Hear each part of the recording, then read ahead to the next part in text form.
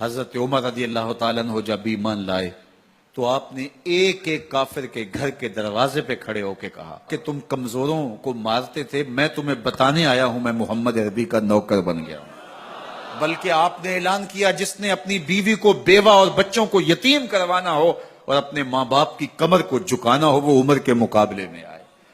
اللہ اکبر۔ زنیرہ نامی ایک خاتون تھی، بہت کمزور۔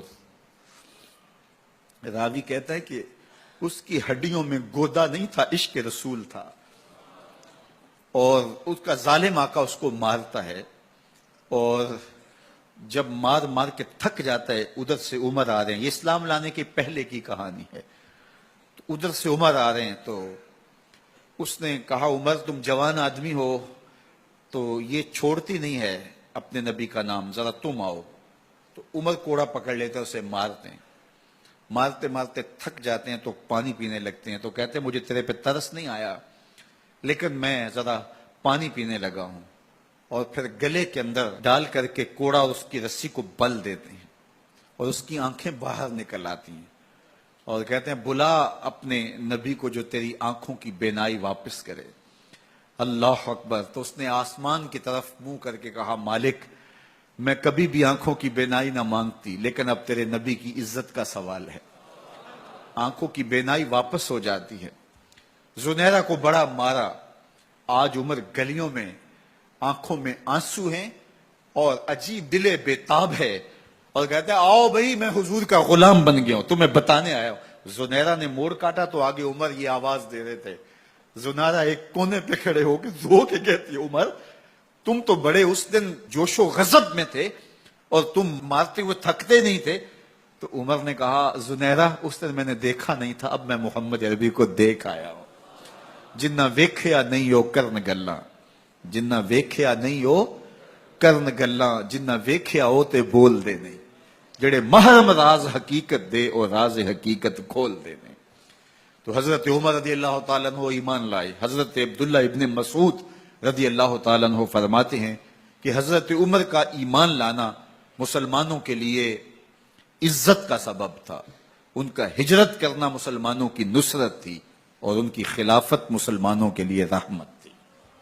حضرت عمر رضی اللہ تعالی عنہ وہ ہیں کہ میرے حضور نے فرمایا لوگوں جب نیک لوگوں کا ذکر کرو تو میرے عمر کا تذکرہ ضرور کیا کرو۔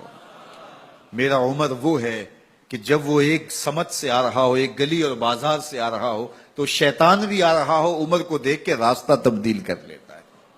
حضرت عمر رضی اللہ تعالی عنہ کی طبیعت کے اندر جو جاہ و جلال تھا، طبیعت کے اندر جو سختی تھی، وہ اسلام کے اندر آ کر بھی قائم رہی، اور آپ نے وہی سختی، وہی جاہ و جلال جو پہلے مسلمانوں کے خلاف تھا، اب کفار کے خلاف، منافقین کے خلاف حضرت عمر کی طبیعت کے اندر وہ جوش و خروش بدستور موجود رہا۔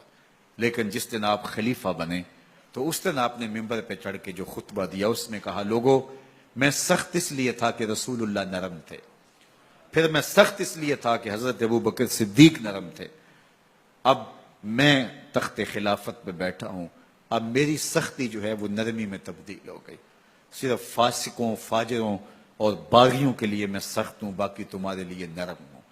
سب سے کم جو تنخواہ بیت المال سے اگر کسی وجود نے لی ہے تو وہ حضرت عمر رضی اللہ تعالیٰ عنہ نے لی ہے، صرف 2 جوڑے لیتے تھے سال میں، اور راوی کہتا ہے کہ میں نے دیکھا ہے کہ اس میں بھی 17 پیوند لگے ہوتے تھے۔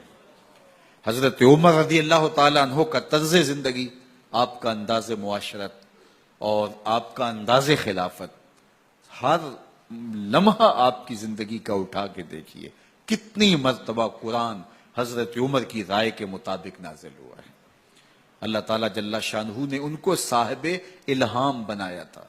ہر امت میں کوئی صاحب الہام ہوتا ہے، حضور کی امت کا صاحب الہام حضرت عمر رضی اللہ تعالیٰ عنہ، اور آقا کریم نے انہیں اپنا وزیر قرار دیا، فرمایا میرے 2 وزیر آسمانوں میں ہیں، 2 وزیر زمینوں میں ہیں، آسمانوں کے وزیر جبرائیل اور میکائیل ہیں اور زمین کے وزیر ابو بکر اور عمر ہیں رضی اللہ تعالی عنہما۔